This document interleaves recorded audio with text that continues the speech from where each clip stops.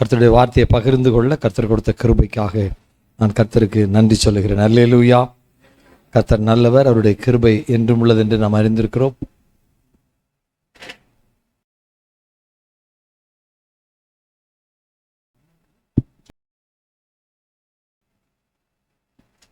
கர்த்தர் கொடுத்த நல்ல ஒரு இந்த வேளையில் தேவ சமூகத்தில் நம்மை தாழ்த்தி அர்ப்பணிப்போம். கர்த்தர் நம்மோடு இருக்கிறார். அல்லேலூயா, அல்லேலூயா. சரி, கண்களை மூடி நம்ம ஜெபிப்போம். ஆண்டவர் நம்மோடு பேசும்படியாக நம்மை தாழ்த்தி, ஆண்டவரே என்னோடு கூட பேசும் என்று சொல்லி கேட்போம். அநேக காரியங்களை அநேக ஊழியர்கள் நம்முடைய சபைக்கு ஊழியத்துக்கு வர்றாங்க. எல்லாரும் ஒரு வகையான செய்தியை கொண்டு வர்றாங்க. எல்லாரும் ஏதாவது ஒரு வகையில் நமக்கு ஆசீர்வாதமாக இருக்கிறாங்க வர்ற ஊழியர்கள் எல்லாம். அந்த லிஸ்ட்டில் நானும் ஒருவனாக இருப்பதில் எனக்கு ரொம்ப சந்தோஷம். கர்த்தர் உங்களுக்கென்று கொடுக்க இருக்கிற செய்தி எதுவாக இருந்தாலும் நிச்சயமாய் நமக்கு ஆசீர்வாதமாக இருக்குன்னு நம்பி அதை பற்றிக்கொள்ள நாம் அழைக்கப்படுகிறோம். நம்மை அர்ப்பணித்த ஆண்டவரே என்னோடு கூட பேசும் என்று சொல்லி நம்ம கேட்கலாம். ஆண்டவரே என்னோடு கூட நீர் பேசும். Lord speak to me this morning. Oh Lord, என்னோடு நீங்கள் பேசுங்க ஆண்டவரே. நிறைய கற்றுக்கொள்ள போகிறேன். இன்னைக்கு முக்கியமான காரியங்களை கற்றுக் கொடுக்கும்படியாக நான் உந்தப்பட்டு வந்திருக்கிறேன். நிறைய காரியங்களை கற்றுக் கொடுக்கும்படியாக நான் உந்தப்பட்டு வந்திருக்கிறேன். அல்லேலூயா. ஸ்தோத்திரம், ஸ்தோத்திரம், ஸ்தோத்திரம், ஸ்தோத்திரம், ஸ்தோத்திரம். நன்றி ஆண்டவரே, நன்றி ஆண்டவரே. உம்மை ஸ்தோத்திரிக்கிறோம், உம்மை துதிக்கிறோம், துதிக்கிறோம், துதிக்கிறோம். நன்றி, நன்றி, நன்றி. வாய் திறந்து ஆண்டவரை ஸ்தோத்திரம் பண்ணலாமா? வாய் திறந்து ஸ்தோத்திரம் பண்ணலாமா? ரீபா துஷா லாபோ நியாபோ ரியாக்கத்தா ரபா ரீபா தோ லபோ நிதா கரபௌ ஷாந்த ரபா. ஹல்லேலூயா. ரபத்தன பௌ ஷாதர பல ரிபதன பௌல ரிக்கத்திரி ஆந்தன பௌ ஷதரத ரபல ரிபன பௌரி ஆந்தனபா. எல்லா சத்தத்தை உயர்த்தி ஆண்டரை மேன்மைப்படுத்துங்க, ஆண்டரை மகிமைப்படுத்துங்க. ரிபதன பல ரிபியாக்கரபா ஷபதரு தரபல ரிபர பௌரிதி ஆக்கரபலரியா ரீபன பக்க ரிக்கத்துரு தரபலரியா. ஒரு புது அபிஷேகம், ஒரு புது கிருபை, ஒரு புது பலன் நம்மை நிரப்பத்தக்கதாய். ஓ ரபஹா துரி ஆந்தரபா ஹத்துரி ஆந்தனபா. நன்றி. சத்தத்தை உயர்த்தி, சத்தத்தை உயர்த்தி, சத்தத்தை உயர்த்தி. மேல அறையில் 120 பேரும் அந்த ஊரே கூடும்படி கத்திட்டாங்கல்ல. அந்த ஊரே கூடி வந்து என்ன நடக்குதுன்னு பார்க்கக்கூடிய அளவில் அவ்வளோ பலத்த அபிஷேகத்தில் அவங்க எழும்பிட்டாங்கல்ல. அப்படி ஒரு அபிஷேகம் நம்முடைய சபைக்கு கொடுக்கப்படத்தக்கதாய், அந்த மேலறின் ஒரு அனல் மூட்டப்படத்தக்கதாய், அந்த அக்கினிமயமான நாவனுடைய தலைமையில் வந்து இறங்கத்தக்கதாய். ரீபா கத் ரிகத்துரியா தரபஹு ஷாதர பல ரிபர பௌரியா கரபல ரிதன பௌரி ஆந்தனபா. சத்தத்தை உயர்த்தி, சத்தத்தை உயர்த்தி. ரபன பக்க ரிக்கத்தர தரபல ரிபதன பரியாந்தனபா ரபர தனபல ரிபர பக்க ரிக்கத்துரு தரபல ரிபியா ரூபதர பல ரிபதன பரியாந்த ருதரபல ரிபர பக்கரி ஆந்தனபா ஷபதர தரதர பல ரிபர பௌல ரிக்க தரதர தரபல ரிபியா நீஹார துனியா அந்தரா ஹதுரியா தரா கரபௌ லபரா பௌதியா கரா ரதோ நியாக்க பௌரி ஆந்தனபா. இறங்கும், இறங்கும் ரிபன பௌரியா கரபா. ஒரு மேலிரன் அபிஷேகம், ஒரு புதுப்பித்தல், ஒரு புதுப்பித்தல், ஒரு புதுப்பித்தல். renewing spirit, oh Lord. புதுப்பிக்கிற ஆவியானவர், புதுப்பிக்கிற ஆவியானவர். oh the spirit of restoration. ஆண்டவரே இழந்து போன எல்லாவற்றையும் மீட்டு கொடுக்கிற ஆவியானவர். oh the spirit of teacher. கற்றுக் கொடுக்கிற ஆவியானவர். ரபதன பலரியா. நிரப்போ, நிரப்போ, நிரப்போ. ஆண்டவர் உச்ச தலைமுதல் உள்ள கால்வரை அணுக்களுக்குள்ள போற அக்கினி இறங்கட்டும், தசைகளுக்குள்ள போற அக்கினி இறங்கட்டும், எலும்புகளுக்குள்ள அக்கினி இறங்கட்டும். எரேமியா சொன்னானே, கர்த்தருடைய வார்த்தையின் எலும்பில் அடைபட்டு எரிகிற அக்கினியா இருக்கு. அந்த அக்கினி எலும்புகளுக்குள்ள பாயட்டு ரபர பக்கரி ஆந்தனபா. ஒரு அக்கினி துண்டங்களாகவே மாறுவார்களாக, அக்கினி துண்டங்களாகவே ஒவ்வொரு மாறுவார்களாக. ரீபத பாவ் லியாக்கர பௌ ஷாதரபா. யாரும் சும்மா வேடிக்கை பார்க்க வேண்டாம். கண்களை மூடி பயத்தோடு ஆவியில நிறைந்த கர்த்தரை துதிச்சு ராபா கா து ரா லாபா நீ பர பௌ ஷாபல ரிபோ நிபியாங்க துரபா லீபர பௌல ரிதான ஹௌதுரி ஆந்தர பல ரிபர பௌரி ஆக்கரபா லிபர பதன பல ரிபதன பல ரிபதன பல ரிபதன பல ரிபதன பல ரிபர பௌரி ஆக்க துருதர பல ரிபரி ஆந்தர பல ரிபியா. நன்றி ஆண்டவரே, சோதரிக்கிறோம், சோதரிக்கிறோம், சோதரிக்கிறோம். ஆண்டவரே உடைய கிருபை, உடைய தயவு, உடைய பிரசன்னம் எங்களை தொடர்ந்து ஆளுகை செய்ய ஒப்புக் கொடுக்கிற ராஜா. வார்த்தையின் மூலமாக பேசும்படி எங்களை தாழ்த்துகிறோம். நீர் பேசும், நீர் கற்றுக் கொடுப்பீராக. நாங்கள் கேட்கட்டு கவனிக்கிற செவியை போல எங்கள் செவிகளை கவனிக்க செய்வீராக. இயேசுவின் நாமத்தில் பிதாவே, ஆமென், ஆமென். அல்லேலூயா. கர்த்தர் நல்லவர். இன்றைக்கு நம்ம எபேசியரின் புஸ்தகத்தை நம்ம திருப்பிக் கொள்வோம். எபேசியரின் புஸ்தகத்திலே சில காரியங்களை நாங்கள் டெய்லி பைபிள் ஸ்டடியாக காலையில் தியானித்து வருகிறோம். அதன் அடிப்படையில் உங்களோட இந்த வார்த்தையை பகிர்ந்து கொள்ள நான் வாஞ்சிக்கிறேன். அருமையான ஒரு புஸ்தகம் எபேசியர். அப்போஸ்தலனாகிய பவுல் எழுதின நிருபங்களில் ஒன்று அது. அப்போஸ்தலனாகிய பவுல் எத்தனை நிருபங்கள் எழுதினார்? மொத்தம் 13 நிருபங்கள் எழுதியிருக்கிறார். சரியா? கடிதங்கள் அல்லது நிருபங்கள். அதிலே 4 மடல்கள் அல்லது 4 நிருபங்கள் சிறையிலிருந்து எழுதப்பட்டவை. சிறை மடல்கள் என்று அதற்கு பெயர். பிரிசன் எபிஸ்டல்ஸ். சிறை மடல்கள். சிறையிலிருந்து அதை எழுதினார். ரோமாபுரியிலே கிபி 60ஆம் ஆண்டிலே அவர் சிறையிருப்புக்குள் இருந்தபோது 4 மடல்கள். எபேசியர், கொலோசியர், எபேசியர், பிலிப்பியர், கொலோசியர், பிலமோன், இந்த 4 நிருபங்கள் எழுதப்பட்டது. 3 நிருபங்கள் சபைக்கும், 1 நிருபம் பிலோமேன் என்று சொல்லக்கூடிய தனிநபருக்கும் எழுதப்பட்டதாக இருக்கிறது. இந்த கடிதங்களை கொண்டு போய் கொடுத்தவர்கள், சிறையில் அவர் எழுதியிருக்கிறாரு, அவருக்கு உதவியாய் கொண்டு கொடுத்தவர்கள் தீகுக்கு என்று சொல்லுகிறவரும், இன்னுமாக எப்பாப்ரோதீத்து என்று சொல்லுகிறவரும், ஒனேசிமஸ் என்று சொல்கிற 3 பேர் இந்த கடிதங்களை கொண்டு போய் கொடுத்துருக்கிறாங்க என்று சொல்லி பார்க்கிறோம். ஆக இந்த எபேசு சபைக்கு அவர் எழுதின கடிதம், அவர் எழுதின 13 கடிதங்களிலும் மிக பிரதானமான கடிதமாக கருதப்படுவது இந்த எபேசியர் நிருபம். இந்த எபேசியர் நிருபம் தான் the crown of saint Paul's writings அப்படின்னு சொல்கிறாங்க. The crown of saint Paul's writing. அப்போஸ்தலனாகிய பவுல் எழுதின நிருபங்களில் இது கிரீடமானது, தலையானது, the crown of Paul's writing அப்படின்னு சொல்லி I.A. ராபின்சன் அப்படின்னு சொல்லி அப்படி சொல்லுகிறார் ஒருவர். அடுத்தபடியாக பால்ஸ் தேர்ட் ஹெவன் எபிசில், 3ஆம் வான நிருபம். 3ஆம் வான நிருபம் என்று சொல்கிறாங்க. ஏன்னா அவர் 3ஆம் வானம் வரைக்கும் போனேன்னு சொன்னார் இல்லையா? அப்போ 3ஆம் வானத்திலிருந்து எழுதின மாதிரி அவ்வளோ முக்கியத்துவம் வந்தது. அது அங்கே உட்காந்து எழுதினான்னு பொருள் அல்ல, அவ்வளவு முக்கியத்துவம் வாய்ந்த ஒரு தரிசனம் நிறைந்த ஒரு புத்தகமாக இது இருக்கிறது என்று சொல்லி A.T. பியர்சன் அப்படின்னு சொல்கிறவர் அதை குறித்து விளக்கம் கொடுக்கிறார். சரி, இந்த முக்கியமான இந்த நிருபம் நமக்கு நிறைய காரியங்களை கற்றுத்தருகிறது.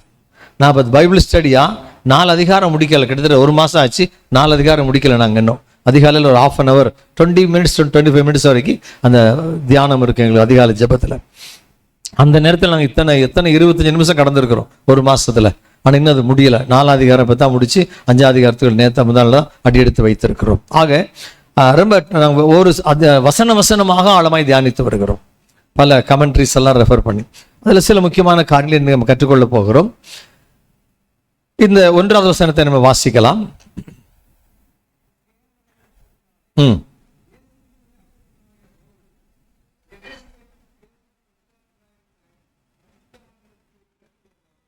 இந்த எபேசு சபையில், எபேசு பட்டணத்தில் பவுல் தங்கி இருக்கிறார். கொரிந்து பட்டணத்தில் 18 மாதம் தங்கியிருந்தார், 1.5 வருஷம்.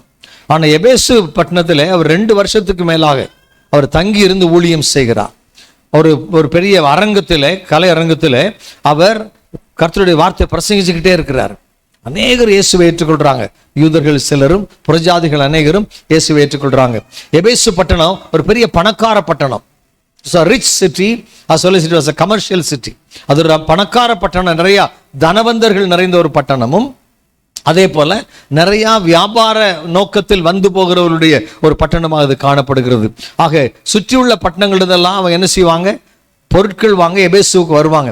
அப்படி வரும்போது அவர்களும் இந்த அரங்கத்தில் இவருடைய செய்தியை கேட்க ஆரம்பித்தார்கள். அவ்வளவு பிரபலமாக இன்றைக்கு அவர் சுவிசேஷத்தை அறிவித்திருக்கிறார். அப்படி அறிவித்த போது எபேசு பட்டணத்தில் இருக்கிறவங்க மட்டும் ரட்சிக்கப்படலை, சுற்றுவட்டத்தில் பக்கத்துல இருந்து வந்து எல்லாரும், இப்ப மதுரைன்னா இந்த பக்கம் என்ன சொல்றது, கர்மாத்தூர், அந்த பக்கம் ஒரு பட்டணங்கள் சொல்றோம் இல்லையா, அப்படி அங்கிருந்தெல்லாம் வர்றவங்க, உசிலம்பட்டியிலிருந்து வர்றவங்க, இந்த பக்கம் திருச்சி பக்கத்துல வர்றவங்க, இப்படி வர்றவங்க எல்லாம் இங்க வந்து பொருட்கள் வாங்கிட்டு போற மாதிரி அங்கே வரக்கூடிய அநேகர், வெளியிருந்து வரக்கூடிய அநேகரும் செய்திகளை கேட்க வந்து கூடினார்கள். அவர்களும் இயேசுவை ஏற்றுக்கொண்டு அவர்கள் ஊர்ல போய் சபைகளை தொடங்குகிறார்கள். அப்ப இந்த எபேசு சபைக்கு எழுதின கடிதம், அதுல அந்த கடிதமானது அது ஒரு எபேசு பட்டணத்தில் இருக்கிற சபைக்கு மட்டும் போகல என்று சொல்லுகிறார்கள். சுற்றில் இருக்கிற எல்லா பட்டணங்களிலும் இங்கிருந்து எபேசுல வந்து சுவிசேஷம் கேட்டு போனவர்களுடைய சபைகளுக்கும் அது அனுப்பப்பட்டது என்று சொல்லப்பட்ட. காப்பி எடுத்து அனுப்புனாங்களா, ஒரிஜினல் அனுப்புனாங்களா நமக்கு தெரியாது. அவங்க அனுப்புனாங்க. எல்லா சபைகளிலும் இது வாசிக்கப்பட்டது என்று சொல்லப்படுகிறது சரித்திரத்திலே. அப்போ தேவனுடைய சித்தத்தினாலே இயேசு கிறிஸ்துவனுடைய அப்போஸ்தலனாகிய பவுல், அப்ப பவுலுடைய ஊழியம் ஒரு மனிதனால் உண்டானதல்ல, தேவ சித்தத்தினால் உண்டானது என்று பார்க்கிறோம். இந்த ஊழியத்திற்கு வருவதற்கு முன்பதாக அவர் மிகப்பெரிய ஒரு கிறிஸ்தவ எதிர்ப்பாளராக, இயேசு கிறிஸ்துவை ஏற்றுக்கொண்டவர்களுக்கு எதிர்ப்பாளராக, சபைக்கு மிகப்பெரிய துரோகம் பண்ணுகிறவராக, சபையை அழிக்கிறவராக அவர் தன்னுடைய வாழ்க்கையை கடத்தினார். அதுல அவருக்கு ரொம்ப பெருமை, ரொம்ப புகழ், நிறைய பேர் அவருக்கு. சவுல் சொன்னாலே அவ்வளவு பெரிய பேர் அந்த காலத்துல. ஏன்னா அவ்வளவு தூரம் சபைகளுக்கு விரோதமா எழும்புறார். ஆனால் அப்படிப்பட்ட ஒரு நபரை அப்போஸ்தலர் 9ஆம் அதிகாரத்திலே கர்த்தர் அங்கே அவரை பிடிக்கிறார். அப்ப அப்போஸ்தலர் 9ஆம் அதிகாரத்திலே 4வது வசனத்தை நம்ம வாசிக்கலாம். அப்போஸ்தலர் 9ஆம் அதிகாரத்தின் 4வது ம் ம் ம் ம் ம் ஆறாவது வசனத்தை வாசிங்க. 6:6.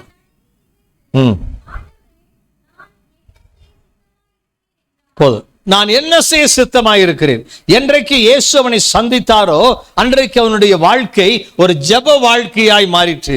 யாருக்கு விரோதமாய் களமிறங்கி கிரியை செய்தானோ அவரிடத்திலேயே ஜெபிக்கிறவனாய் மாறிவிடுகிறான். ஆண்டவரே, நான் என்ன செய்ய சித்தமாய் இருக்கிறேன். இதுவரைக்கும் ஒரு எதிரியை போல இயேசுவை பார்த்தவன் இன்றைக்கு ஆண்டவரே என்று அழைக்கக்கூடிய அளவிலே அந்த தொடுதல், அந்த சந்திப்பு அவனை மாற்றி விடுகிறதை பார்க்கிறோம். அன்றைக்கு அவனுடைய முதல் ஜெபம் என்ன தெரியுமா? ஆண்டவரே, நான் என்ன செய்ய சித்தமாய் இருக்கிறேன். அல்லேலூயா. அப்ப அந்த சித்தத்தை அவன் கேட்கிறான். கர்த்தர் அனனியா மூலமாய் சித்தத்தை வெளிப்படுத்துகிறார். ஆகவேதான் அவன் சொல்லுகிறான் அந்த எபேசியர் 1:1 தேவனுடைய சித்தத்தினாலே நான் அப்போஸ்தலனாய் மாறினேன். கேட்கிறான், சித்தம் என்ன? அது அறிவிக்கப்படுகிறது, அதற்கு அர்ப்பணிக்கிறான். பிரியமானவர்களே, நம்முடைய வாழ்க்கையிலையும் இவ்வளவு பிரபலமாக எல்லா அப்போஸ்தலரை விட மேலான ஒரு பொசிஷன்ல பவுல் வேதத்திலே காண்பிக்கப்படுகிறார் என்று சொன்னால் காரணம் என்ன தெரியுமா? தேவனுடைய சித்தத்தின்படி ஊழியத்துக்கு அர்ப்பணித்து, தேவனுடைய சித்தத்தின்படி ஊழியத்தை செய்து, தேவனுடைய சித்தத்தின்படி உபத்திரவங்களை சகித்து, தேவனுடைய சித்தத்தின்படி பாடுகளை சகித்து, தேவனுடைய சித்தத்தின்படி சரீரத்திலே பலவீனங்களை ஏற்றுக்கொண்டு பலவீனத்தின் மத்தியிலும் தேவபலன் அடைந்து ஊழியம் செய்தபடினால சிறையிருப்பு அவருக்கு ஒரு கஷ்டமா இருக்கல, நிர்வாணம் அவருக்கு கஷ்டமா இருக்கல, பட்டினி அவருக்கு கஷ்டமா இருக்கல இல்லையா? எல்லா நிலைகளிலும் பாதிக்கப்பட்டு கல் எறியுண்டு மரணத்துக்கு ஏதுவான சூழ்நிலை கடந்து வந்தாலும் அது ஒன்றும் அவருக்கு கடினமாய் தெரியவில்லை. காரணம், தேவ சித்தத்தின்படி அவர் களமிறங்கினார். அல்லேலூயா.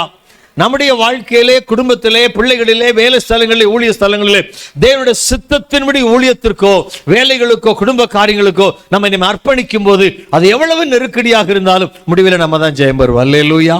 முடியல நம்ம தான் மேன்மைப்படுத்தப்படுவோம். காரணம், நம்மை மேன்மைப்படுத்துகிறவர் கர்த்தர். அவர் சித்தம் ஒன்றை வைத்திருக்கிறார். God has got will, his own will on every individual. ஒவ்வொரு தனிநபர்கள் மேலேயும் தேவன் தன்னுடைய சித்தத்தை வைத்திருக்கிறார். ஒவ்வொரு தனிநபர் மேலே சித்தம் இருக்கிறது.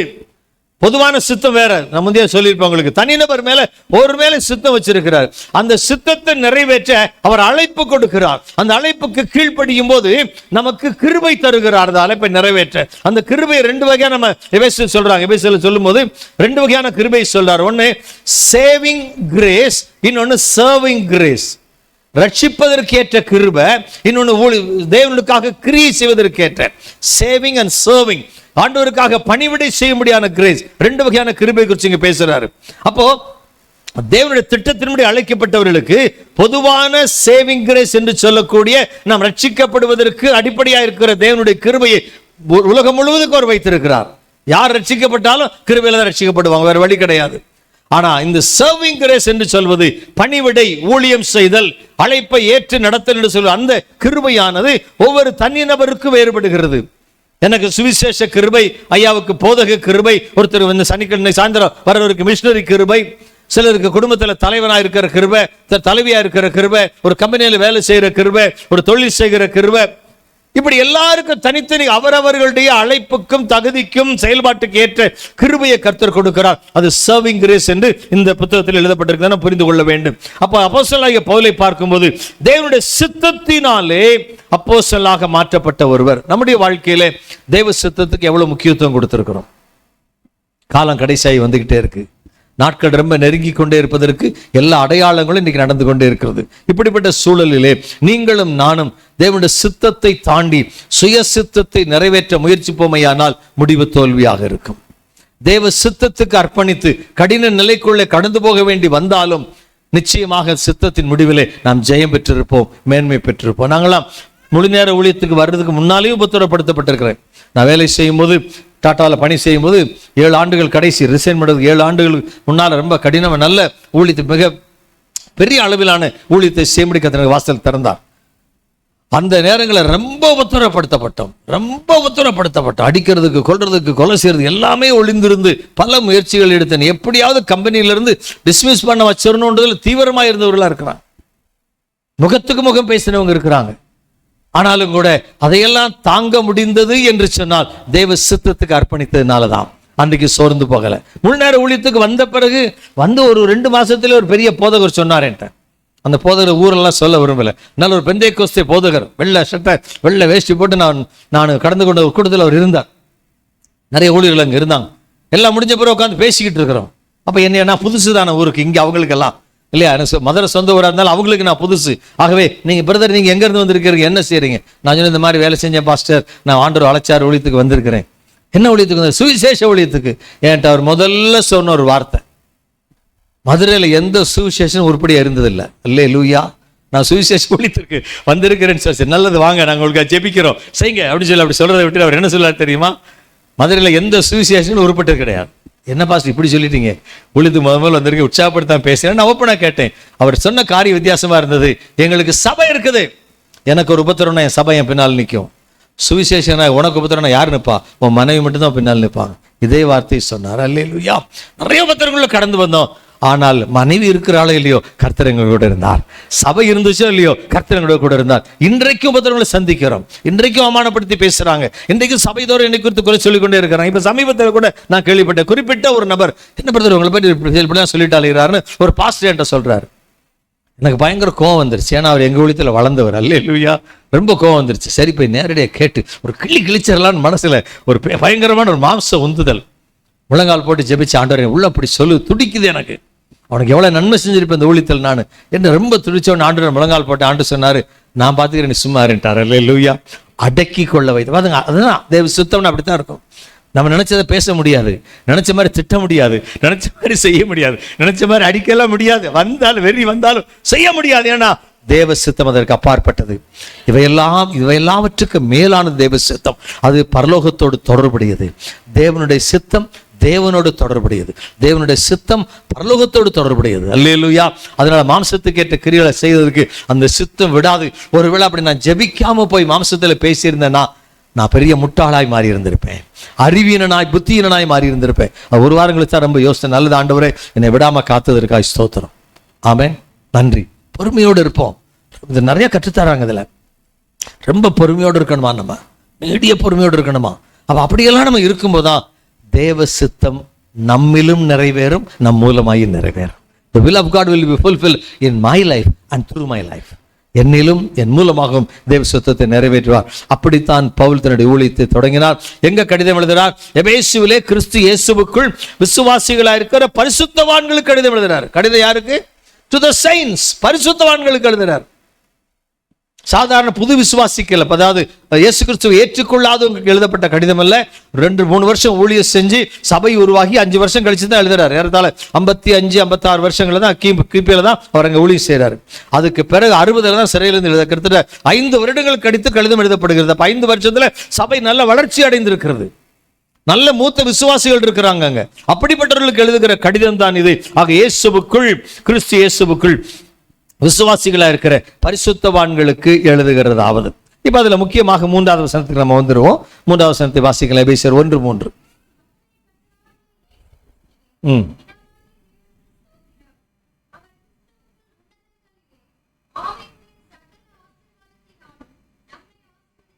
அல்லேலூயா. விசுவாசிகளுக்கு பரிசுத்தவான்கள் என்ன முதல்ல எழுதுறாரு? கர்த்தராகிய இயேசு கிறிஸ்துவின் பிதாவாகிய தேவனுக்கு ஸ்தோத்திரம் சொல்றாரு. முதல்ல ஸ்தோத்திரத்தை கற்றுக் கொடுக்கிறார். எந்த ஒரு காரியமும் ஸ்தோத்திரத்தோடு செய்யப்பட வேண்டும், எந்த ஒரு ஜெபமும் ஸ்தோத்திரத்தோடு செய்யப்பட வேண்டும், எந்த ஒரு நிகழ்வும் ஸ்தோத்திரத்தோட, எந்த ஒரு நாளும் ஸ்தோத்திரத்தோடு தொடங்கப்படணும். அல்லேலூயா. அப்ப அந்த ஸ்தோத்திரத்தோட தொடங்கும் போது நிச்சயமாய் அது ஸ்தோத்திரத்தோட முடியும். நம்ம ஸ்தோத்திரம் இல்லாம தொடங்க ஸ்தோத்திரம் இல்லாம முடிஞ்சு போயிரு சில காரியங்கள். அப்போ ஸ்தோத்திரத்தோடு தொடங்க வேண்டும். நாங்கள் யூத் மீட்டிங் 27ஆம் தேதி வச்சிருந்தோம். 200 யூத் இருந்தாங்க. 125 பெரியவங்க தான், 325 பேர் அமெரிக்க கல்லூரியில் வைத்து 26 நாள் அதுக்கு உபவாசம் நாங்கள் பண்ணணும். 26 நாள் உபவாசம் பண்ணி ஜபிச்சோம். 21ஆம் தேதியிலிருந்து 26ஆம் தேதி வரைக்கும். 27ஆம் தேதி கூட்டம். ஏஜியில் உங்களுக்கு உங்க வாலிபர் கூட்டம் இருக்குது, அதனால கண்டிப்பா யாரும் வரமாட்டேங்கன்னு எனக்கு தெரியும். நண்பர் சுவிசேஷ ஜபக்குழு ஒரு பெரிய குழு யூத்து அழைச்சிட்டு குற்றாலத்துக்கு அவங்க போயிட்டாங்க. அப்ப அதுல எனக்கு வரக்கூடியவங்களும் வரமாட்டாங்கன்னு தெரியும். அப்ப எந்த யூத்துக்கு நான் பிரசங்கம் பண்ணுவோம்? யோசித்து பாருங்க, எந்த யூத்துக்கு நாங்கள் ஊழியம் செய்வோம்? அப்போ நாங்கள் ஜெபம் பண்ணி கொண்டே இருக்கிறோம். 26 நாள் உபவாசம் முடியும் போது திடீரென்று பார்த்தா ஒரு பள்ளியில் யூனிஃபார்மோட 41 பிள்ளை உள்ள நுழையிறாங்க. அவங்க ஸ்கூல் வேணும் இறக்கி விடுது. அந்த ஸ்கூலில் நான் போய் பேசவே இல்லை. அவங்க யாருமே எச்சமே தெரியும், யாருமே தெரியாது. 41 பிள்ளைங்க யூனிஃபார்மோட +2 பிள்ளைங்க வந்து இறங்குது உள்ளுக்குள்ள. முதல்ல அவங்க தான் என்ட்ரன்ஸ் சொல்லுக்குள்ள. அல்லேலூயா. அதை தொடர்ந்து அநேக வாலிபர்கள் வந்தார்கள். 200 வாலிபர்கள் முழுக்க அப்பலாட்டம் எடுத்து நாங்கள் ரெக்கார்ட் பண்ணி வச்சிருக்கிறோம். 200 லைவ்ல ஓடுது, லைவ்ல இருக்குது. உங்களுக்கு லைவ்ல நீங்க பார்த்தீங்கன்னா தெரியும். அந்த முழு நிகழ்வும் காலையில் சாயந்தரம் ஃபுல் லைவ்ல போட்டிருக்கிறோம். ஸோ ஃபுல்லா இருந்தாங்க ஆட்கள் 325 பேர். கர்த்தருடைய நாம மகிமைப்பட்டது. நாங்கள் ஸ்தோத்திரத்தோட கூட்டத்தை தொடங்குவதற்காக ஜெபிக்க ஆரம்பிச்சோம், உபவாசிக்க ஆரம்பிச்சோம். நேற்று இரவு ஸ்தோத்திர கூட்டத்தை வச்சு அதற்காக நன்றி கூட்டம் எல்லாரும் கூடி நன்றி சொல்லி தேவ சமூகத்தில் 1 மணி நேரம் காத்திருந்து ஜெபிச்சுட்டு போனாங்க. அல்லேலூயா. ஸ்தோத்திரத்தோட ஒரு காரியத்தை தொடங்க, ஸ்தோத்திரத்தோட முடிவதற்கு கர்த்தர் உதவி செய்வார். பிதாவாகிய தேவனுக்கு ஸ்தோத்திரம் என்று சொல்லிவிட்டு அவர் கிறிஸ்துவுக்குள் உன்னதங்களிலே ஆவிக்குரிய சகல ஆசீர்வாதத்தினால் நம்மை ஆசீர்வதித்திருக்கிறார். உன்னதத்திற்குரிய ஆசீர்வாதங்களை குறித்து இங்கே பேசுகிறார். 1 அதிகாரத்தில் உன்னதத்தின் ஆசீர்வாதங்களை முக்கியப்படுத்துகிறார் பவுல். அந்த உன்னதத்துக்குரிய ஆசீர்வாதத்துக்கு இன்னொரு பேர் கொடுக்கிறாரு. அது ஆவிக்குரிய ஆசீர்வாதம் என்று சொல்லுகிறார். blessings from above, or in other words spiritual blessings. உன்னதத்திலிருந்து வருகிற ஆசீர்வாதங்கள் அல்லது ஆவிக்குரிய ஆசீர்வாதங்கள் என்று அதற்கு ஒரு பெயர் வைக்கிறார். அப்படி எல்லா ஆசீர்வாதங்களினாலும் கர்த்தர் கிறிஸ்துவுக்குள் தேவன் நம்மை ஆசீர்வதித்திருக்கிறார். நன்றாய் தெரிந்து கொள்ளுங்கள், பிதாவாகிய தேவன் நம்மை ஆசீர்வதித்தாலும் சரி, ஒரு வேலையில் நம்ம ஆசீர்வதிக்கப்பட்டாலும் சரி, ஒரு ஊழியத்தில் ஆசீர்வதிக்கப்பட்டாலும் சரி, ஒரு தொழிலில் ஆசீர்வதிக்கப்பட்டாலும் சரி, ஒரு குடும்பத்தில் ஆசீர்வதிக்கப்பட்டாலும் சரி, அந்த ஆசீர்வாதம் தேவனிடத்திலிருந்து வருகிறது. 1. 2வது, கிறிஸ்துவுக்குள்ளாகத்தான் அது எனக்கு கொடுக்கப்படும், வேறு மார்க்கம் அல்ல. ஜீசஸ் இஸ் த வே. நானே வழி. எதுக்கு? பரலோகத்துக்கு போறதுக்கு மட்டுமல்ல, பரலோகத்திலிருந்து வருவதற்கும் எனக்கு தேவையான நன்மைகள் வருவதற்கும் கிறிஸ்து எனக்கு வழியா இருக்கிறார். அப்போ கிறிஸ்துவுக்குள் அந்த ஆசீர்வாதங்கள் எனக்கு அங்கே கொடுக்க, அந்த ஆசீர்வதித்திருக்கிறார் சொல்லிட்டாரு.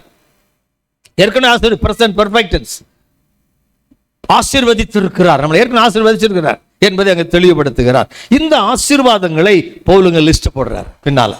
அப்ப இந்த உலகத்தின் ஆசீர்வாதங்கள் நமக்கு தெரியும். இந்த உன்னதத்தின் ஆசீர்வாதங்கள் என்று பவுல் லிஸ்ட் பண்ணுகிற காரியம் நம்ம பார்க்கும்போது நம்ம தெரிந்து கொள்ள வேண்டியது முதலாவது காரியம் என்னன்னா, 4வது வசனத்தில் சொல்லப்படுகிறது, தமக்கு முன்பாக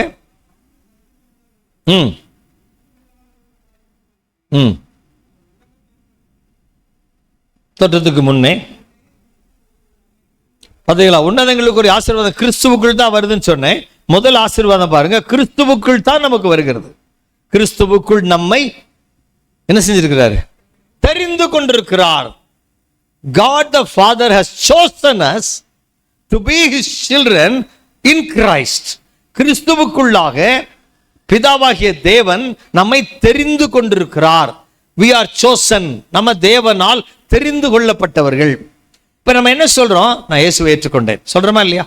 நீங்க எப்ப இயேசு ஏற்றுக்கொண்டீங்க? நான் இந்த கூட்டத்தில் ஏற்றுக்கிட்டேன், அந்த ஊழியர் என்னை நடத்தினார், இந்த அம்மா என்னை நடத்தினாங்க, எங்க பக்கத்தில் உள்ள கிறிஸ்தவங்க என்னை நடத்தினாங்க. நல்லது. நான் என்ன, என்னோட வார்த்தை எப்படி இருக்கு? நீங்க நான் இயேசுவை ஏற்றுக்கொண்டேன். 1945 75 85 90 நான் இயேசுவை ஏற்றுக்கொண்டேன். நாளெல்லாம் கூட கரெக்டா சொல்லி வரேன், ஏற்றுக்கொண்டேன்.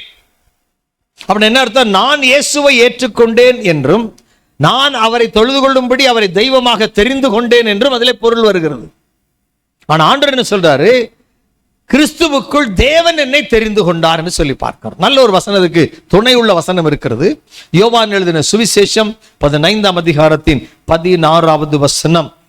John chapter 15 and verse 16. நல்லா கவனிங்க.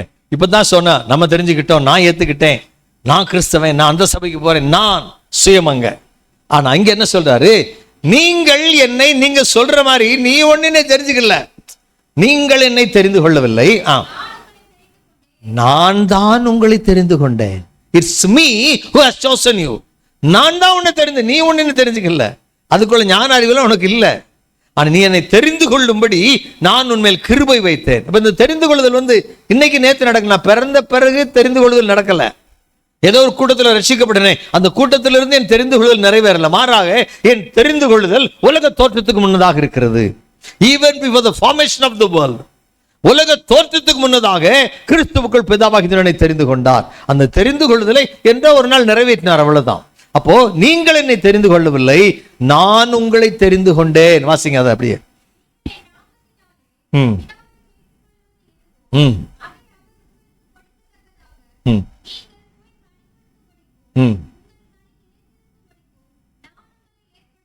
அந்த தெரிந்து கொள்ள 2 காரணத்தை சொல்றாரு. ஒண்ணு, நீங்கள் பிதாவை கேட்டுக்கொள்வது எது அப்படின்னு என்ன அர்த்தம்? நீ ஜெபிக்கிறவனா இருக்கணும். நீ கேளு, கொடுக்கப்படும் உனக்கு. கேளுங்கள் உங்களுக்கு. ஆமா, ஜெபம் பண்ணு. உன் வாழ்க்கை ஒரு ஜெப வாழ்க்கையா இருக்கும்படி நான் உன்னை தெரிந்து கொண்டிருக்கிறேன். அப்படி ஜெப வாழ்க்கை உள்ளவர்கள் எப்படி இருப்பாங்க? கனி கொடுக்கிறவங்களா இருப்பாங்க. Fruit bearers. Prayer warriors are the fruit bearers. ஜெப வீரர்கள் கனி கொடுக்கிறவர்களா இருக்கிறாங்க. Prayer warriors are the fruit bearers வச்சுக்கலாம். அப்போ அந்த காரணத்தை சொல்றாரு ஆண்டவர். எதுக்காக தெரிந்து கொண்டேன்னா, நீ என்ன பிதாவாகிய தேவனிடத்துல நீ எதை கேட்டாலும் உனக்கு கொடுக்கும்படியாக, நீ கனி கொடுக்கும்படியாக, மட்டுமல்ல அந்த கனிகளை நிலைச்சிருக்கும்படி. கனி கொடுக்க தொடங்கிடுறோம், ரட்சிக்கப்பட்ட உடனே கனி கொடுக்க தொடங்கிடுறோம். உலகம் வெறுப்பா இருக்கு, சிகரெட் வெறுப்பா இருக்கு, சாராயம் வெறுப்பா இருக்கு, பாவம் வெறுப்பா இருக்குது. ஆனா அது கடைசி வரைக்கும் நீடிக்குதானா? இல்ல. இந்த பாவத்தோட வேற பாவத்தை செஞ்சிடறோம், அந்த பாவத்தோட அடுத்த பாவத்தை செஞ்சிடறோம், அதுக்கு மன்னிப்பு இன்னொன்னு செஞ்சுக்கிட்டு இருக்கிறோம். செய்யறமா இல்லையா? மாறி மாறி. அப்போ உலகம் முற்றிலும் எனக்கு அசந்து போய், முற்றிலும் எனக்கு விடுதலை, உலகத்திலிருந்து விடுதலை அடைந்து கொடுக்கப்பட்ட கனி கொடுக்கிற தொடங்கின நிலையில கடைசி வரைக்கும் நிலைச்சிருக்கிறனா என்ற ஒரு கேள்வி இருக்கிறது. அது அடுத்த நான் பாயிண்ட்ல கொண்டு வரேன் உங்களுக்கு. நிலைத்திருத்தல் அவசியம். முதல்ல தெரிந்து கொண்டார், கிறிஸ்துவுக்குள் நிலைத்திருக்கும்படி என்னை தெரிந்து கொண்டார். கனி என்பது நம்முடைய கிரியைகளை அடையாளப்படுத்துகிறது. முந்தி கோபப்பட்டேன், இப்ப நான் கோபப்பட மாட்டேன். முந்தி பொய் சொன்னேன், இப்ப பொய் சொல்ல மாட்டேன். இதுல 4ஆம் அதிகாரத்தை நீங்க பாத்தீங்கன்னா சொல்வாரு, நீங்கள் பொய்யை களைந்து மெய்யை பேசணும்னு சொல்றாரு. அப்ப பொய் பேச மாட்டேன்னு சொல்றது ஒரு முடிவு. ஆனா சத்தியத்தை பேசுவேன், மெய்யை பேசுவேன், உண்மையை பேசணும் இன்னொரு முடிவு. 2 முடிவு எடுக்கணும். ஒன்னை விடணும், இன்னொன்னு பிடிக்கணும். விட்டுட்டேன்னு சொல்றது சரியில்லை, அதோட போயிடாது வாழ்க்கை. விட்டது ஒன்று, நல்லது விட வேண்டியதை விட்டாச்சு, அதுக்கு பதிலாக செய்ய வேண்டியது ஒன்று இருக்குல்ல, அதை நீ செஞ்சுதான் ஆகணும். அழகா சொல்றது அந்த இடத்துல. அப்போ அது எங்க 4ஆம் அதிகாரத்திலே 35 25 வாசிங்க.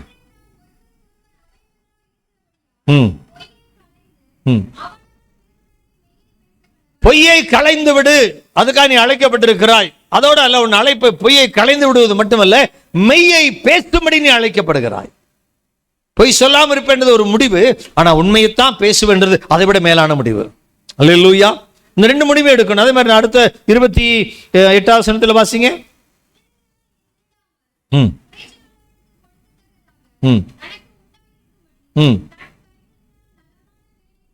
அப்ப போதும். திருடுகிறவர் திருடக்கூடாது, ஒரு முடிவு, நல்ல முடிவு. ரட்சிக்கப்பட்ட உடனே கனி, ஒரு கனி என்ற வருது, திருட மாட்டேன் இனிமே நான். அதோட முடிக்க கூடாது. நான் நல்ல கஷ்டப்பட்டு வேலை செஞ்சு இதுவரைக்கும் மற்றவர்களுக்கு எடுத்துக்கொண்டேன், இனிமேல் மற்றவர்களுக்கு நான் கொடுப்பேன். நான் வேலை செஞ்சு மற்றவர்களுக்கு நான் உதவி செய்வேன், ஏழைகளுக்கு இறங்குவேன்.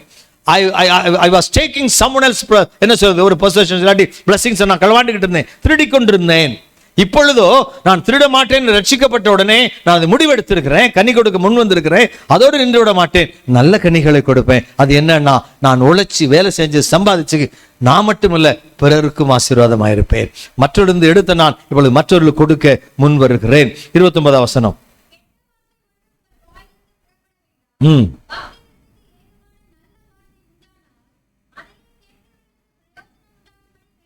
கெட்ட வார்த்தை சொன்னா பேசுற கொலோக்கியல் கெட்ட வார்த்தையை குறிச்சு சொல்லல, கரப்டிவ் வேர்ட்ஸ், பிற காயப்படுத்துற வார்த்தை, பொய்யான வார்த்தை, கசப்பான வார்த்தை, இல்லையா, பேதனைப்படுத்துற வார்த்தை, இப்படி எந்த வார்த்தைகளாக இருந்தாலும் அப்படிப்பட்ட வார்த்தைகளை நீ பேச மாட்டேன்னு எடுக்கிறது ஒரு முடிவு. ஆனா பக்தி விருத்திக்கு ஏதுவாக பிரயோஜனம் உண்டாகி இனிமே பேசுவேன் என்று எடுப்பது அதை விட மேலான முடிவு. அப்ப என்றைக்குமே ஒரு கெட்ட காரியத்தை தவிர்ப்பதும் அதற்கு ஈடான நல்ல காரியத்தை கையாளுவதும் தேவன் நமக்கு கொடுத்திருக்கிற அழைப்பு. அதற்காக தெரிந்து கொண்டிருக்கிறார். கனி கொடுப்பேன், அது நல்ல கனியாக கொடுப்பேன், அந்த கனி நிலைச்சிருக்க நான் பாடுபடுவேன். அப்ப அதற்காக நாம் தெரிந்து கொள்ளப்பட்டிருக்கிறோம். அப்ப உன்னதத்துக்குரிய ஆசீர்வாதங்கள், பிரதானமான ஆசீர்வாதம் என்னன்னா, நாம் தெரிந்து கொள்ளப்பட்டிருக்கிறோம். அல்லேலூயா. எத்தனை பேருக்கு சுவிசேஷம் போச்சுங்க. இன்னைக்கு நான் கிராமத்தில் ஊழியம் செய்றேன். நெல்லுக்குண்டி பக்கம், அதாவது கருங்காலக்குடி சுற்றி உள்ள கிராமங்களில் ஒரு 15 கிராமங்களில் ஊழியம் செய்கிறோம். ஒரு மிஷினரி இருக்கிறாரு, அவர் ஊழியம் செய்கிறாரு. ஒரு சர்ச் கட்டி அங்கே வச்சிருக்கிறோம். அப்போ நாங்கள் இந்த இன்னைக்கு நேற்று அந்த ஊழியம் செய்யல, கிட்டத்தட்ட 10 வருஷத்துக்கு மேலே, 10 இல்லை 15 வருஷமா அந்த ஊழியத்தை செய்கிறோம். ஊழியம் செஞ்சு ஒரு சபை கட்டி 10 வருஷம் ஆச்சுப்பா. சபை கட்டி 10-12 வருஷம் ஆச்சு. ஸோ இந்த ஊழியத்தை செய்வது நாங்கள் என்ன சொன்னோம், எல்லா இடத்துலையும் கிராமத்தில் ஊழியம் செஞ்சோம், நற்செய்தி கூட்டம் போட்டோம், நடு தெருவில் கூட்டம் போட்டு பேசணும், வீடு வீடா கைப்பறுதி கொடுத்தோம், படித்தவங்களுக்கு புதிய ஏற்பாடு கொடுத்தோம், கிறிஸ்தவங்களுக்கு இல்லாத அந்த கிராமத்தில் போய் நாங்கள் ஊழியம் செஞ்சோம், நல்ல இரவு நற்செய்தி கூட்டம் போட்டோம், அதனால இன்னைக்கு இத்தனை பேர் இயேசு ஏற்றுக்கொண்டாங்க, ஒரு சர்ச்சு கட்டணும், இத்தனை பேர் சபைக்கு வர்றாங்க அப்படின்னு நாங்கள் சொன்னோம். ஆனால் சமீபத்திலே என் சித்தப்பாவை நான் சந்தித்தேன். அப்பா கூட பிறந்த கடைசி தம்பி. அவர் இன்னும் ஊழியம் செய்கிறார், 3ஆவது ஊழியம் செஞ்சுட்டு தான் இருக்கார். அவர் இன்னும் அவரிடத்துல பேசிக்கிட்டு இருந்தேன், சித்தப்பா இந்த மாதிரிலாம் அந்த கிராமத்தில் ஒளி செஞ்சு சித்தப்பா இன்னைக்கு இத்தனை ஆத்மா வந்துகிட்டு இருக்கிறாங்க சபைக்கு. என்ன அவர் நல்ல சபை வச்சிருக்காரு 3ஆறுல. அவர் நல்ல தாடியெல்லாம் வச்சிருப்பார். அவர் சொல்றாரு, வெரி குட் அப்படின்னு சொல்லி சொன்னார். தம்பி, நீ இப்பத்தாண்டா ஊழி செஞ்ச, அதே கிராமத்தில், நான் பேர் சொன்ன கிராமத்தில் சொல்றாரு, அதே கிராமத்தில் 40 வருஷத்துக்கு முந்தைய நான் சுவிசேஷம் அறிவிச்சிருக்கேன்னு சொல்றாரு. மூணாறுல இருந்து எப்படி இங்க வந்தாரு எனக்கு தெரியாது. கருங்காலக்குடி சுத்துல எல்லா கிராமத்திலும் ஏன் கால் பட்டிருக்கடா, நான் சுவிசேஷம் சொல்லி இருக்கிறேன்டா, வீடுகளில் ஜெபம் பண்ணி இருக்கிறேன்டா, கைப்பிரதி கொடுத்துருக்கேன்டா. நான் நினைச்சேன் நான் தான் செஞ்சேன், நான் தான் சேர்த்தேன்னு. ஆனா எனக்கு முந்தைய தேவனால் நியமிக்கப்பட்ட ஒரு கூட்டம் அங்கே இருந்திருக்கத்தான் செய்கிறது. அல்லேலூயா. யோசித்து பாருங்க. அப்ப அவர் விதைச்ச விதையில ஒரு பலன் இன்னைக்கு நான் அறுத்திருக்கிறேன். அதான் சரியான உண்மையா இருக்க முடியும். அப்படிதானே? இப்ப இன்னைக்கு நான் விதைக்கிறது இல்லை, இன்னும் யாராச்சும் அறுக்கலாம், நமக்கு தெரியாது. எத்தனை பேர் சபை கட்டுவாங்களோ கட்டட்டும், வளரட்டும், நோ ப்ராப்ளம். அப்போ கர்த்தரிடத்தில் எதிர்பார்க்கிற ஒரு காரியம், நாம் தெரிந்து கொள்ளப்பட்டிருக்கிறோம். முதலாவதாக என்னை அந்த இடத்துல ஊழியம் செய்யும்படி தெரிந்து கொண்ட ஆண்டவர் எனக்கு முன்னாலே எங்க சித்தப்பா 40 வருஷத்துக்கு முன்னால செஞ்சிருக்காராம். அப்போ அவர் என்னை முந்திக் கொண்டார். அவர் சொல்றாரு 40 வருஷத்துக்கு. அப்ப அதுக்கு முன்னால யாராவது ஒரு 100 வயசு உள்ளவர் அங்கே இருக்கார். 100 வயசுல ஏன் இருக்காரு? எங்களுக்கு சபையில் உதவியா இருந்து, சபை கட்டுறது உதவியா இருந்து தாமசம் நிறையா இருக்காரு. அவருக்கு இப்ப 100 வயசு. அவருக்கு இப்ப அவர் எவ்வளவு செஞ்சிருப்பாரு? யோசித்து பாருங்க. பிரியமானவர்களை, நீங்களும் நானும் தெரிந்து கொள்ளப்பட்டிருக்கிறோம். கனி கொடுக்கும்படியாக, நற்கிரியை செய்யும்படியாக, குடும்பத்தை நல்லா நடத்தும்படியாக, பிள்ளைகளை நல்லா வளர்க்கும்படியாக, கர்த்தருக்குள் வளர்க்கும்படியாக, ஜெபத்திலே வளர்க்கும்படியாக, நல்ல உண்மையா வேலை செய்யத்தக்கதாக, ஊழியத்தில் உண்மையா இருக்கத்தக்கதாக, கொடுக்கத்தக்கதாக, ஜெபிக்கத்தக்கதாக கர்த்தர் நம்மை தெரிந்தெடுத்திருக்கிறார். அல்லேலூயா. அப்போ நான் தெரிந்து கொள்ளப்பட்டது நமக்கு கிடைச்ச முதல் ஆசீர்வாதம். 5வது வசனத்துக்கு வரலாம்.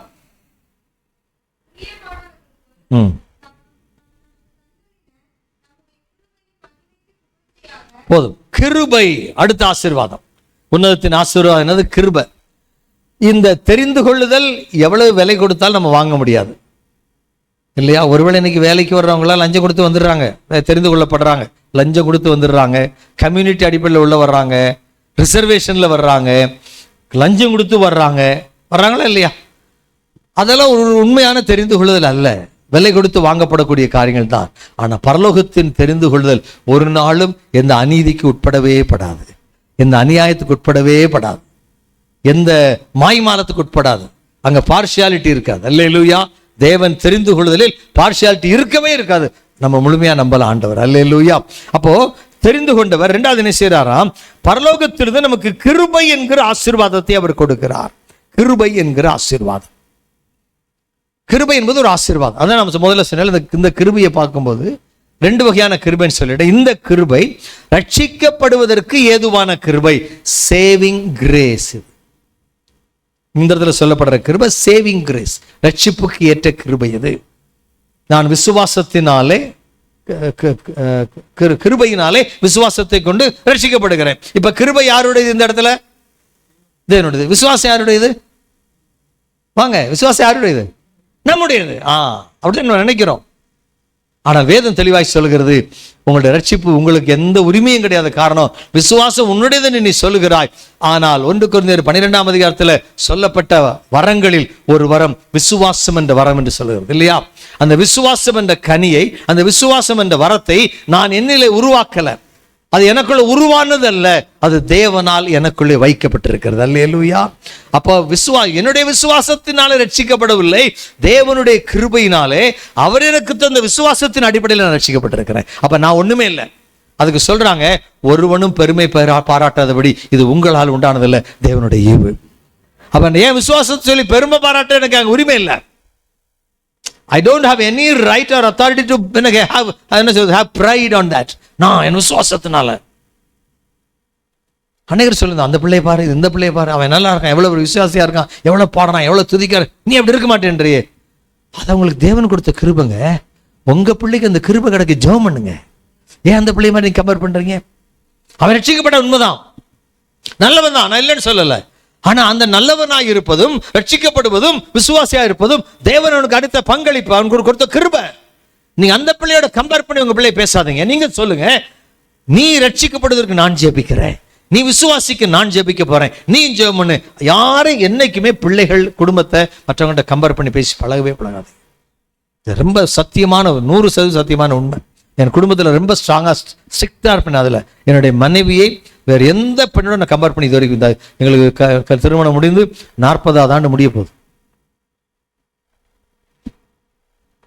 85 கல்யாணம், 25 முடிய போகுது. செப்டம்பர் 2ஆம் தேதி வந்தா எங்களோட திருமண நாள். இந்த 2 நாள் தான் இருக்குது. இந்த 40 ஆண்டுகளில் ஒரு நாள் என் மனைவியை, அந்த அம்மா பத்தியா நீட்டாக ட்ரெஸ் பண்ணிட்டு போகுது, இந்த அம்மா பத்தியா எப்படி அழகாக சமைச்சு கொடுக்குது, ஒரு நாளும் கம்பேர் பண்ணதில்லை. அதே மாதிரி என் மனைவி ஏதாவது ஒரு காரணத்தில் என்னை கம்பேர் பண்ணானா உடனே கண்டிப்பேன். நோ, நான் உன்னை எதில் கம்பேர் பண்ணியிருக்கிறேன்னா, யார்கிட்டயாச்சும் உடனே கம்பேர் பண்ண, என்னை கம்பேர் பண்ணு. அவனை கம்பேர் பண்ணல. Don't ever compare with me someone else. நேரடியாக சொல்லிடுறேன். அதே மாதிரி பிள்ளைகிட்டையும் சொல்லுவேன், மற்றவங்களோட கம்பேர் பண்ணாத. என் பிள்ளைகளும் அந்த பிள்ளை பாரு எப்படி படிக்குது, இந்த பிள்ளை பாரு எப்படி படிக்குது, ஒரு நாளும் கம்பேர் பண்ணதே கிடையாது. அல்லேலூயா. இன்னைக்கு நாங்கள் 3 குடும்பம் ஆசீர்வாதமாக இருக்கிறோம். அல்லேலூயா. என்னைக்கு உங்க பிள்ளைகளை பிறரோட காது, அது நொண்டியா இருக்கலாம், முடமா இருக்கலாம், அது பேச தெரியாத இருக்கலாம், அது புத்தி இல்லை, எதுவா இருந்துட்டு போதுங்க, அது சொன்னது கீழ்ப்படியாமல் இருந்துட்டு போகுது. ஆனா கம்பேர், அந்த பிள்ளை பாரு எப்படி கீழ்ப்படியுது பாரு, நோ, அது தேவ கிருபை. அது கீழ்ப்படிகிறது, அதுக்கு பெருமை இல்லை, தேவ கிருபை. கிருபை இல்லைன்னா அதுவும் கீழ்ப்படிஞ்சிருக்காது. அந்த கிருபை உங்கள் பிள்ளைகளுக்காக நீங்க ஜெபம் பண்ணுங்க. கர்த்தர் பிள்ளை கீழ்ப்படிய பண்ணுவார், வாசலை திறப்பார். ஒரு நாளும் முக்கியமா ஆண்களோட பெண்கள் தான் பிள்ளைய ரொம்ப கம்பேர். என்ன ரொம்ப பாசம் பிள்ளைகள் மேல. என் பிள்ளை அப்படி வந்துடணும், என் பிள்ளை இப்படி வந்துடணும், எங்க அண்ணன் பிள்ளை மாதிரி வந்துடணும், எங்க அக்கா பிள்ளை மாதிரி வந்துடணும். ஏங்க, நமக்குன்னு ஒரு பிள்ளை கொடுத்துருக்காருலங்க. நான், என் மனைவி, என் மகள், என் மகன், என் வீடு, என் ஆண்டவர். ஆமாவா இல்லையா? அது எனக்குரியதுங்க. அது எதுக்கு நம்ம மற்றவங்க கம்பேர் பண்ணணும்? அப்படின்னா அதை நம்ம கொடுத்துருப்பாரு ஆண்டவர். கொடுக்கலையே, நமக்குரியதை நம்ம கொடுத்துருக்கிறாரு. அதுல திருப்தியா இருப்போம், அதுல சமாதானமா இருப்போம், அதற்காக ஜெபிப்போம். கர்த்தர் நம்மை நடத்துவார். அல்லேலூயா.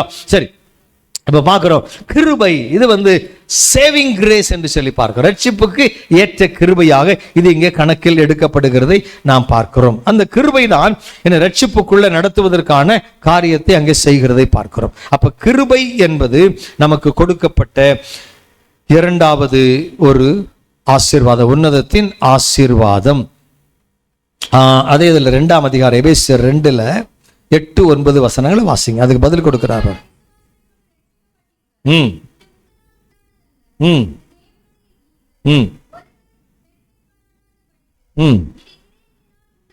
பாத்தீங்களா? ஒருத்தரும் பெருமை பாராட்டக்கூடாது. நான் விசுவாசிச்சேன், நான் ரட்சிக்கப்பட்டிருக்கேன், நீ ரட்சிக்கப்பட்டிருக்கிறியா, அந்த கேள்வியிலே ஒரு ஏளனம் தோணும். நீங்களா ரட்சிக்கப்பட்டீங்களா அப்படின்னா, என்னமா நம்ம தான் ரட்சிக்கப்பட்டிருக்கிறோம். அந்த ஒரு ஏளனம் அதுக்குள்ள இருக்கும். கண்டிப்பா அது இருக்குதுங்க, அனைவருக்கும் அந்த ஏளனம். அப்ப அந்த ஏளனம் என்பது அவர்கள் ரட்சிக்கப்படாத குறைந்தவர்களாகவும், நான் ரட்சிக்கப்பட்ட என்னமோ உடனே அப்படியே ஆண்டவர் வந்தா அப்படி முடி பிடிச்சி மேலே தூக்கிட்டு போற மாதிரி ஒரு நினைப்பு நமக்கு. ஒரு நாள் நம்ம ரட்சிப்பை மேன்மை பாராட்ட வேண்டாம். காரணம், அது என்னால் உண்டானதில்லை, அது தேவனால் உண்டானது.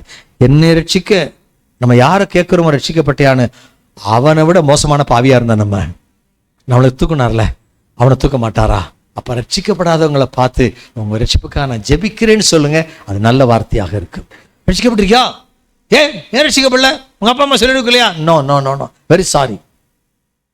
ரட்சிப்பை குறித்து மற்றவங்களை கேவலமா பேசுறதோ ஏளனமா பேசுறதோ நம்ம வாயில ஒரு நாளும் வர வேண்டாம். சபையாக நம்ம இதை கற்றுக்கொள்வோம். அப்படி இருந்தோம்னா ஆத்துமாக்களை கர்த்தர் உள்ள கொண்டு வருவார். அதிகமா ரட்சிக்கப்படாதவங்களை உள்ள கொண்டு வருவார். ஏன்னா ரட்சிக்கப்பட்டவங்களை கேள்வி கேட்க நம்ம இங்க உட்கார்ந்து இருக்கல. ரட்சிக்கப்படாதவங்களை கேள்வி கேட்க இங்க உட்கார்ந்து இருக்கல. ரட்சிக்கப்படாதவங்க மேல கரிசனோடு உட்கார்ந்து இருக்கிறோம், ஏக்கத்தோடு உட்கார்ந்து இருக்கிறோம். நான் பெற்ற ரட்சிப்பு உங்களுக்கு கிடைக்காதா அப்படின்ற ஏக்கத்தோடு உட்கார்ந்து இருக்கிறோம். அது என் குடும்பத்தில் மட்டுமல்ல, என் அப்பா ரட்சிக்கப்படல, என் பிள்ளை ரட்சிக்கப்படல, அது மட்டுமல்ல, எத்தனை பேர் என்னை சுற்றி ரட்சிக்கப்படாம இருக்கிறாங்க அப்படின்ற சிந்தை எனக்குள்ள எப்ப தெரியுமா வரும்? என் ரட்சிப்பு தேவனால் உண்டானது, என்னால் உண்டானது அல்ல என்று என்னைக்கு தெளிவா புரிஞ்சுக்கிறோமோ அன்னைக்கு எல்லாரை குறித்த, ரட்சிக்கப்படாத எல்லாரை குறித்த ஏக்கம், தாகம் எனக்குள்ளே உண்டாகும். அல்லேலூயா. ரைட், 1ஆம் அதிகாரத்துக்கு வந்துருங்க. கிருபையை குறித்து பார்த்துட்டோம், சரிதானா? 5வது வசனத்தை 6வது வசனத்தை வாசிங்க.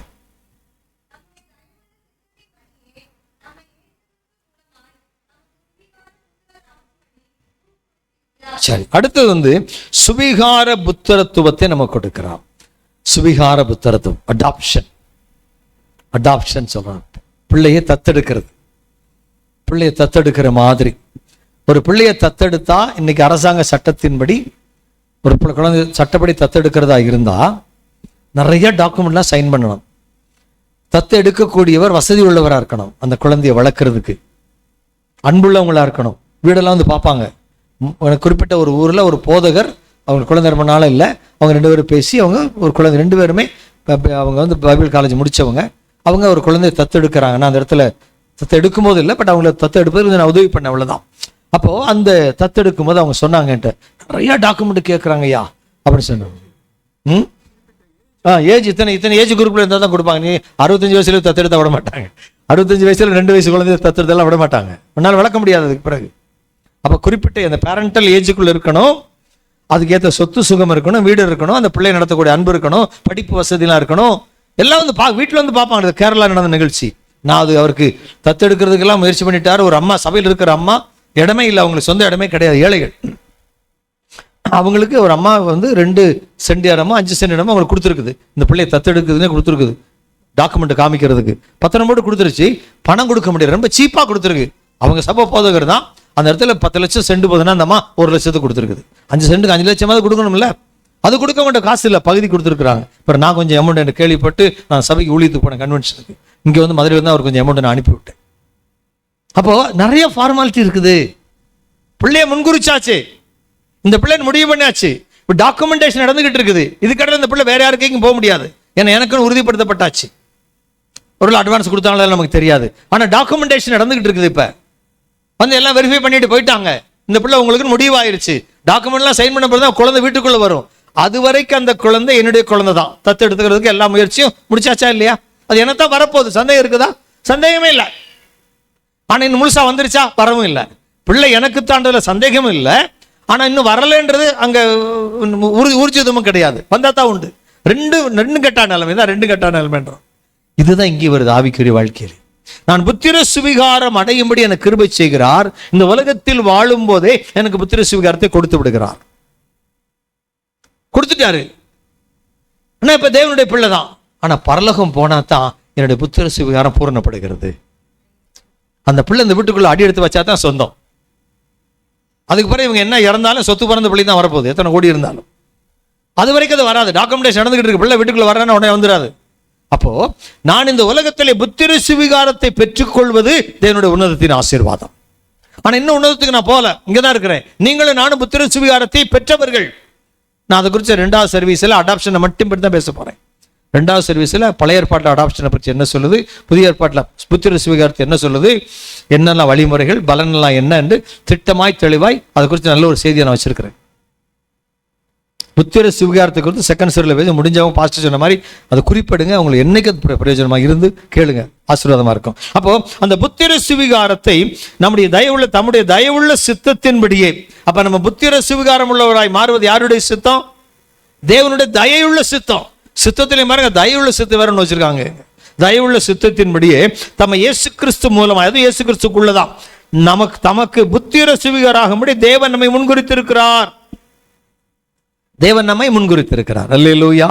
அப்ப நான் முன்குறிக்கப்பட்டவர்கள், தெரிந்து கொள்ளப்பட்டவர்கள், கிருபை பெற்றவர்கள். அப்புறம் என்ன சொல்லியிருக்கிறேன்? சுவிகார புத்திரராக பாக்கியம் பெற்றவர்கள். அப்ப நம்ம என்ன பண்ணிருக்கோம்? இப்ப நம்ம தெரிந்து கொள்ளப்பட்டது உறுதியாயிருச்சு, சந்தேகம் இல்லைல்ல. கிருபை பெற்றிருக்கமா இல்லையா? ரட்சிக்கப்பட்டமா இல்லையா? சேவிங் கொடுக்கப்பட்டாச்சு, ரட்சிப்பு கேட்ட கிருபை. அப்புறம் நம்ம புத்திர சுவிகாரம் அடைந்து விட்டோம் என்பது உறுதி. அதை குறித்து நல்ல அடைஞ்சிட்டோமா இல்லையா, இந்த உலகத்தில் புத்திர சுவிகாரத்தில் இருக்கிறோமா அப்படின்றத நான் 2வது நம்ம டைம் தான் 2வது ஆராதனையில் கொஞ்சம் ஆழமாக, ஐயா கொஞ்சம் நேரம் கூட கொடுத்தாங்கன்னா கொஞ்சம் ஆழமாக, என்ன 2வது சீரீஸ் கொஞ்சம் பிந்திட்டாலும் பரவாயில்ல, அப்படித்தானே? சோதர். அப்போ அதனால அந்த மாதிரி கொஞ்சம் அளவு கம்ப்ளீட்டாக முடிச்சிடும் நம்ம, சரிதானா? ஸோ அப்படி புத்திர சுவிகாரத்துக்காக நம்மை முன்குறித்திருக்கிறார். அடுத்து 7ஆம் வசனத்திலிருந்து நான் 2nd சர்வீஸில் பேசுவேன். அதில் உங்களுக்கு முக்கியமாக அடாப்ஷனை பற்றி ஆழமான செய்தியை கொண்டு வரேன். I will teach you what is adoption. How does it happen according to the Bible? What we will become when we are adopted? அப்படிதெல்லாமே நமக்கு வந்து திட்டமாய் தெளிவாய் பழைய ஏற்பாடு புதிய ஏற்பாடு கம்பேர் பண்ணி ஒரு கொண்டு வருவது ரொம்ப ஆசீர்வாதமாக இருக்கும். இப்போ நம்ம தெரிஞ்சு கொள்ள வேண்டிய காலை எழும்பி நின்று, ஆண்டவரே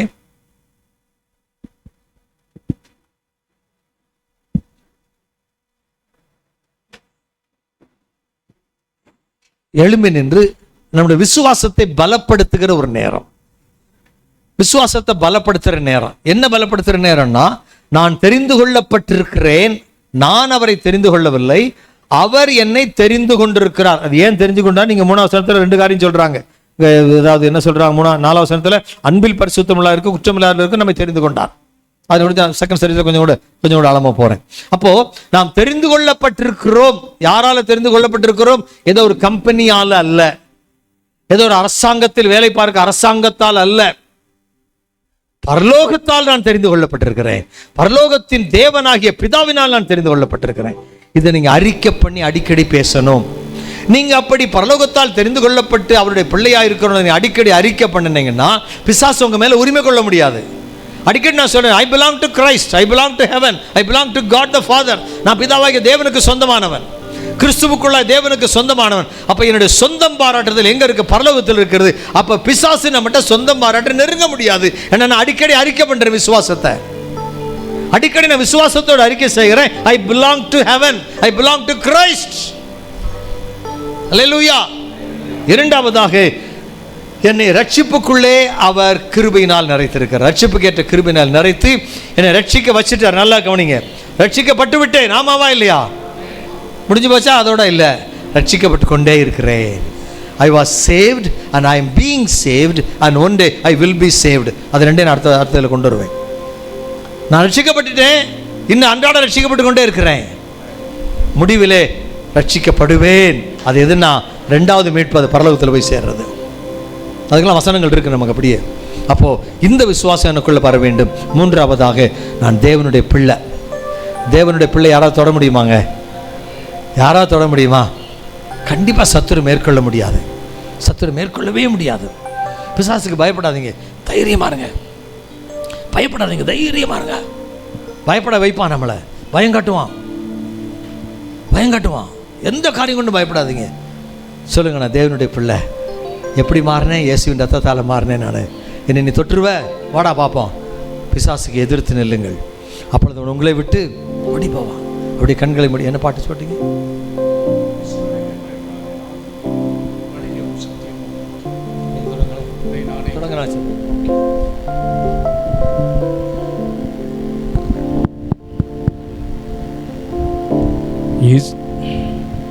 இஸ்ரவேலே பயப்படாதே, நானே உன் தேவன்.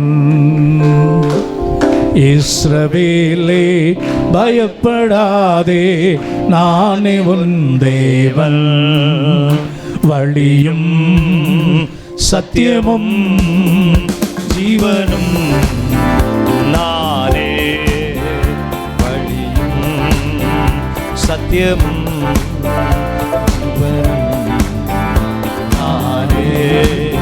உன்னை நானே தெரிந்து கொண்டேனே மகனே, மகளே. உன்னை நானே தெரிந்து கொண்டேனே, உன் பெயர் சொல்லி நான் அழைத்தேனே, உன் பெயர் சொல்லி நான் அழைத்தேனே. ஒருபோதும் நான் கைவிட மாட்டேன், கைவிட மாட்டேன். வழியும் சத்தியமும் ஜீவனும் நானே. வழியும் சத்தியமும் ஜீவனும் நானே. தாய் மறந்தாலும் நான் மறவேனே மகனே, மகனே. தாய் மறந்தாலும் நான் மறவேனே, உள்ளங்கையில் தாங்கி உள்ளே, உள்ளங்கையில் தாங்கி உள்ளே. ஒருபோது நான் மறப்பதில்லை, மறந்து போவதில்லை. சத்தியமும் ஜீவனும் நானே. வழியும் சத்தியமும் ஜீவனும் நானே.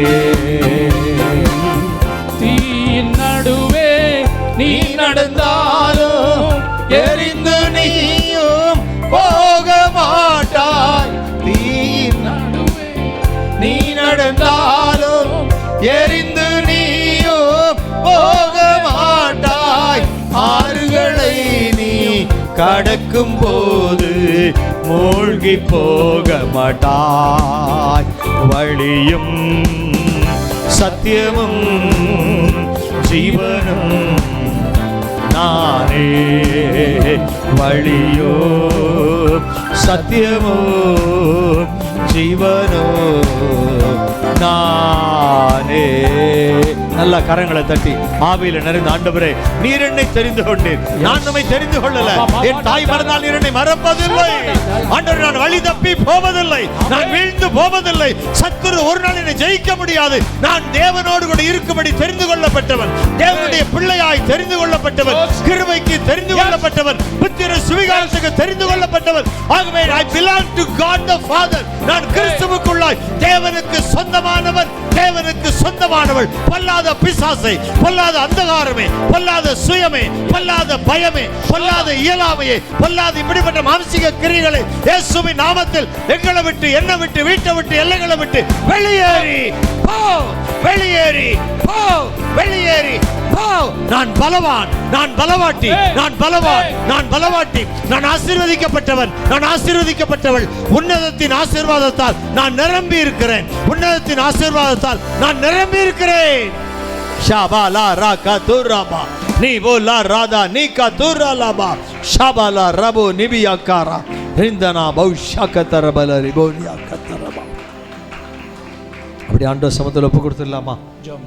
நல்ல பிதாவே, கிருபையாய் கொடுக்கப்பட்ட நல்ல இந்த வேளைக்காய் நன்றி சொல்லுகிறோம். தேவனுடைய சித்தத்தின்படி ஊழியத்தை தொடங்கின பவுல் அழகான கடிதத்தை எழுதுகிறார். கர்த்தரங்களை தெரிந்து கொண்டிருக்கிறார். கர்த்தர் தம்முடைய கிருபை எங்களுக்கு தந்தைகளை ரட்சிப்புக்குள் நடத்தி கொண்டிருக்கிறார். கர்த்தரங்களை புத்திர சுவிகாரத்திற்கென்று அடையாளப்படுத்தி விட்டார் என்று சொல்லி அருமையான காரியங்களை கற்றுக்கொண்டிருக்கிறோம். இது எங்களுக்குள்ள விசுவாசத்தை வளரச் செய்யட்டும், தைரியத்தை வளரச் செய்யட்டும். பிசாசுக்கு எதிர்த்து நிற்க இது நிமித்தம், இவைகள் அறிக்கை செய்வது நிமித்தம் உள்ளான மனுஷியில் பலனடைந்து எதிர்த்து நிற்க பலனும் கிருபையும் தைரியம் உண்டாகட்டும். இயேசுவின் நாமத்தில் பிதாவே, ஆமென், ஆமென். என் ஆத்துமாவே கர்த்தரை ஸ்தோத்திரி, முழு மேருடைய பரிசுத்த நாமத்தை ஸ்தோத்திரி. என் ஆத்துமாவே கர்த்தரை ஸ்தோத்திரி, கர்த்தர் செய்த சகல வாரங்களையும் மறவாதே. ஆமென். நம்முடைய கர்த்தராகிய இயேசு கிறிஸ்துவினுடைய கிருபை, பிதாவாகிய தேவனுடைய அன்பு, பரிசுத்த ஆவியானவரின் அந்யோன்ய ஐக்கியம், சந்தோஷ சமாதானம் நம் அனைவரோடும், தேவனுடைய பிள்ளைகள் யாவரோடும் அவருடைய வருகை பரியந்தம் இருப்பதாக. ஆமேன், ஆமேன், ஆமேன். எல்லாருக்கும் ஸ்தோத்திரம். கர்த்தர் உங்களை ஆசீர்வதிப்பாராக.